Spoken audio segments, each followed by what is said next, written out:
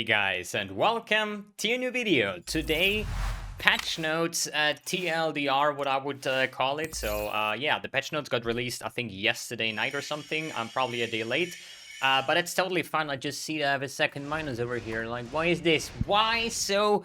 Yeah, whatever. So I've been going through the entire patch notes thing. It's like a freaking book, and I wrote down the most important things, as I would say, from a personal perspective.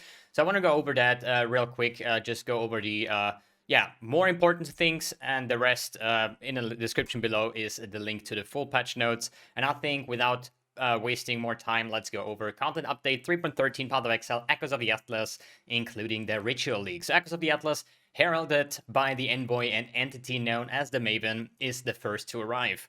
Yeah, this is just like an overview of what's going to happen in the Echoes of the Atlas, and the one thing why I wrote it down is she's the first one to arrive, so that leaves the question open: how many more is there going to be, and when will they arrive? Is there every single new league? Is there going to be new forms of the Maven, or brother, sister, mother, father, uncle, whatever is coming to join and revenge that we killed the Maven? So, spoiler, we're gonna kill the Maven, by the way. So yeah, that leaves us that question open. Looking forward to that one. The Ritual Challenge League. So basically, you'll encounter those ritual altars. When you kill those monsters, when you activate that, you earn tribute, and you can spend it on the altar itself. It will just be in such a kind of window where you can like purchase items. You can also buy ritual splinters and create vessels that you can fill up, so the next upcoming rituals will be empowered. And once you finish that one, you're gonna get a blood-filled vessel that you can actually get into the map device to spawn even better and stronger rituals in the upcoming maps that you're gonna choose. So once you're gonna like fully juice up the maps and you're gonna throw in some blood-filled vessels, they're gonna be a lot of fun, a lot of tribute, and a lot of headhunters and mirrors of Calandra to be bought, but they are super expensive, so therefore you can defer expensive items to buy them later on the stage. So that means if you complete the first ritual, for example, and there is a headhunter and it costs like, I don't know, like 100,000 tribute, and you only have 3,000, then you're gonna have a problem, right? You're gonna cry there. But no, you can like spend your tributes on that item, and it just lowers the time over price since you're always spending. It's just not 100% sure if this is like be over map. Like personally, it should be like that you can actually get this item. There's like no reason for me personally, if this is like only one map, you know, and then on the first encounter on the ritual, you will actually find a Mirror of Calandra that you will never be able to buy. And even though if you played 100% perfect, you will still not be able to buy. So question is how that's gonna turn out, and we're gonna see it tomorrow when the league starts, and we're gonna get some actual gameplay and see how everything working together. Then we have the major content and features. We got a new skill, Hydrosphere, that we talked about yesterday and 2 days ago, I think, which is kind of movable orb. That you can like empower it with ailments, shock, and so on, and then it's like pulsating, and you can send it around. Personal quick opinion: I think it's going to be too slow. Maybe it's nice for bossing, but for mapping, I think there is like other skills. The only thing that I'm not really enjoying is I thought we're gonna get more skills. So usually in every single league, we're gonna get a bunch of new skills and reworks and hex reworks and whatever, you know, but this time around there's only one single skill that I personally don't even like, and the new support gem, which is called Trinity, with some resonance, and the more elemental damage and penetration you get for the lowest resonance applied or something like that. That's the only two new things that we get, which is kind of sad. So I really like to try out new things, and there is only two. And one is the support, which kind of sucks. But hey, added Heist to the core game, added Harvest to the core game. We're gonna go over that one in a little bit here. Minor new content features: Kinetic Blast and Stormcall have brand new effects. Wow, that's going to be crazy. Kappa. And opening the Temple of Syndicate, like opening the temple, like the Albert Temple, right? Temple of Atsuatl or whatever it's called, and the Syndicate will now spawn the portals on your map device rather than around the NPC, which I personally like, because at some point when you do all these kind of mechanics, your hideout is just flooded with portals. It just make sure that it's going to close up the other portals, right? Then heist changes. So obviously, it's not Heist League anymore, so there will not be blueprints and contracts and whatnot in every single map, so they're going to occur less often, obviously, but therefore we're going to get like more rogue markers in the, how you say, in the heist itself, and then you're also going to get, how you say, the blueprints. No, wait a sec. No, let me start again. Lower God, I'm out for words, dude. God, I hate English. Sometimes I really have my troubles with this language. Anyway, so it will occur less often, but therefore we're gonna get more, which means the masters will level up faster, and we get more rogue markers to make up for that it's not appearing that often. Blah blah blah. The only cool thing is blueprints that got duplicated have to be revealed again. So no more blueprint fracturing to just run them non-stop. I think that's what that's going to be. And removed harvest rewards due to harvest going core. This is another point. Since harvest is going core, there's just all these harvest things removed as well, which I personally don't really understand too much, to be honest. There might be a bigger reason for that, because we still have Delve reward chests and Legion reward chests, and these are all core things, right? So yeah, I don't know. So harvest changes.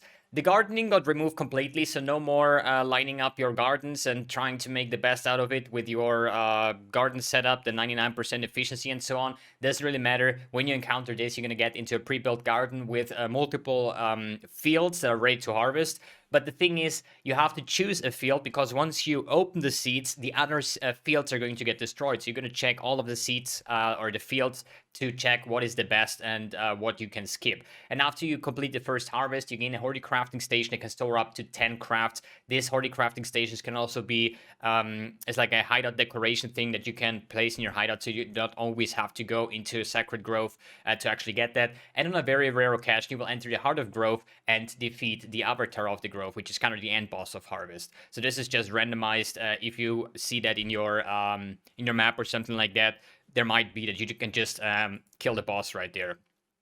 Then character balance, the Aegis effects recharge time will no longer be interrupted by damage. I personally, I can't even remember when I ever used this Aegis effect, to be honest, but hey, that's a thing now.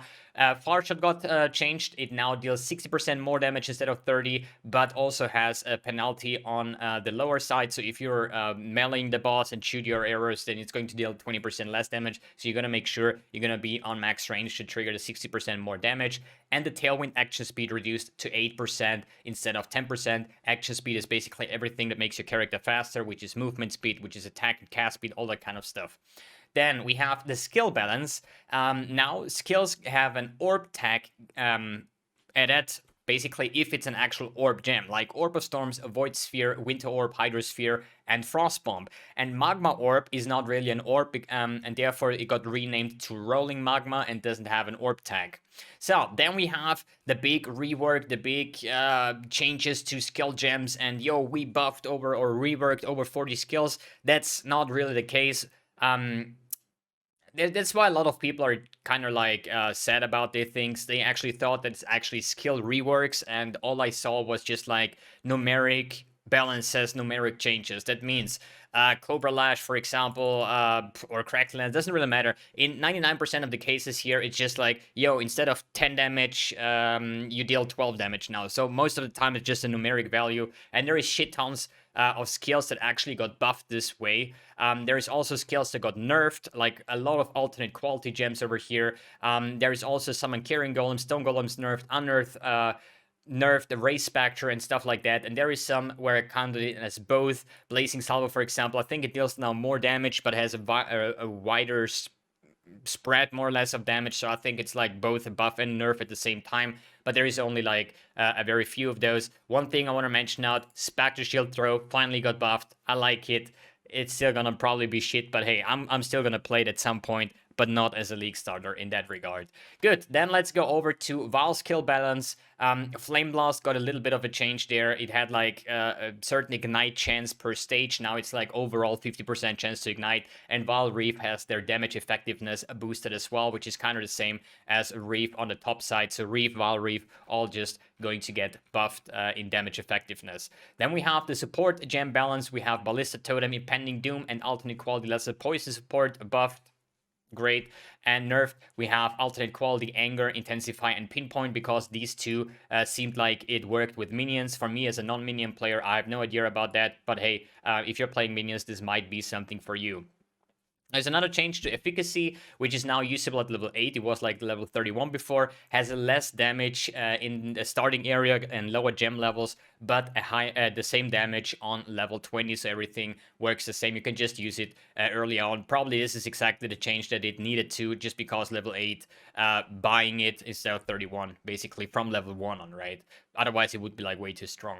So that just doesn't make sense in that regard. Then we have a passive tree balance. The Impaler Keystone prevents Call of Steel removing impales within the first or the last 4 seconds. This is just to stop those brutally OP one bonk champion Impaler Call of Steel builds, I guess. And then they reworked the Swift Gearing cluster, which is kind of like an impale cluster. Now you have like 2 branches, so you can pick what is more important for your character. Then for the Ascendancy balance, rework, and other Ascendancy changes, we talked about that yesterday in a separate video with all the changes. So if you want to check that one out, so I don't have to go over that in the patch notes. The item balance, stats of items through vendor recipes are now hidden, which is kind of fine, because usually there is like vendor recipes where you basically just throw everything in, change one material, and check if the new outcome is actually better than before, and then keep on going to get the best results. Now it's hidden, so you really have to completely RNG vendor recipe that and see if you actually got something good, and if not, then start over again. Then map chests like Delft will now apply to your Atlas progression on maps. This is finally a good thing, because when I go delving, for example, right, I'm gonna get like tier 7, tier 8 maps, tier 3 maps sometimes, even though I have my entire Atlas cleared, I have the full completion going, so there is no reason for any like freaking tier 3 burial chamber is dropped if my Atlas actually says, yo, your burial chamber is upgraded to tier 16 in that regard, right? So this is actually going to be very good for the overall map sustain early on in the league. Any printed Eternal Orbs can no longer be applied to fractured items, overriding their fractured modifier if you do so. Then we have a cluster jewel balance. I'm just gonna bump up the nerfed ones, which is like, at least there is almost balances, basically like the aura effect, passives, curse effect, first summon equals, renewal, rotten claw, starboard commander, heraldry, flexible sentry, and numbing elixir, which is kind of the one that we talked about in the balance manifesto, or the game balance more or less, where they said like aura stacker is way too strong, we have to nerf that. Carrion golems, aura stacker, and all that kind of variation, as well as a lot of specters were like too overtuned, and there are the changes to the cluster jewels, so you cannot like stack it like until eternity, whatever.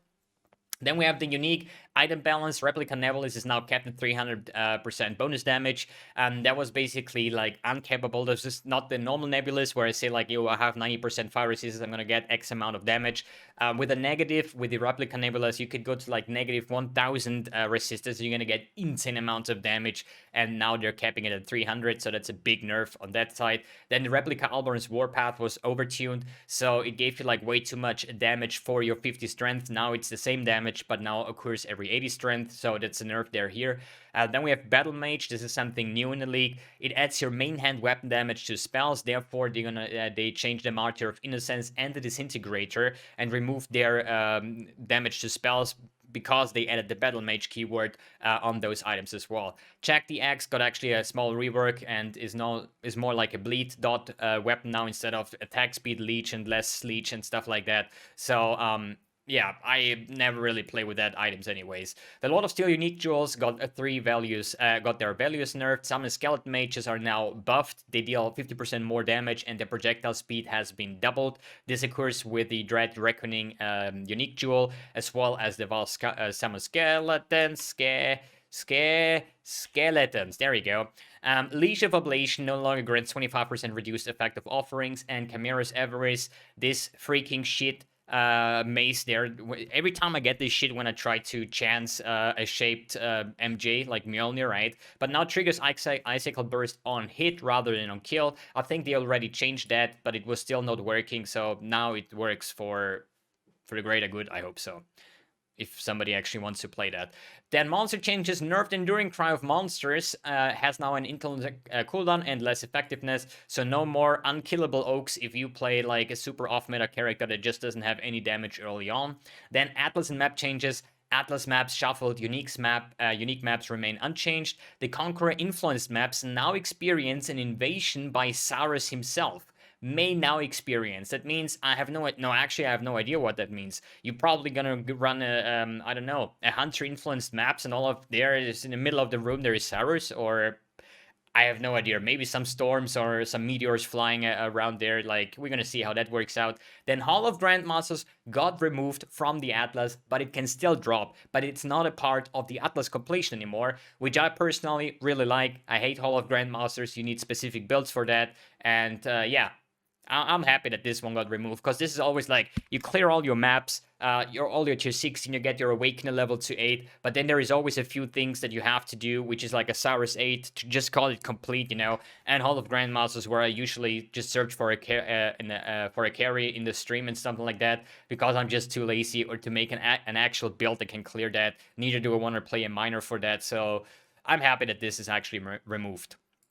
Then we have the Sauna League mods available during 3.13, which is Fortune the Brave, Warbands, Anarchy, Ambush, Domination, Pirandos, Beyond, and Legion. So I really, really like that we have Legion back. So there's definitely coming some Legion map gambles coming up. The only problem is we don't have Nemesis. And if we don't have Nemesis, we cannot Chance Headhunters, we cannot Ancient Orb Headhunters. So I expect Headhunters to be super expensive this league, maybe somewhere around the mirror price in that regard, because it is going to be a mapping expansion, more or less, with all the changes, with the upgrade watchstones and stuff like that. And Headhunter going to be super good. At least we have Beyond, so we can run like double and triple Beyond, and even quarter Beyond, maybe with the new Ascendancies for the regions, right? But I really enjoy Legion. Legion is always very nice to do, especially with the insane amounts of monsters that you get, as well as the caches and stuff like that. It's going to be very cool. Just sad that there is no Nemesis. There's like every single league I would really like to have Beyond, Legion, Nemesis. That would be the trifecta. Just like so good.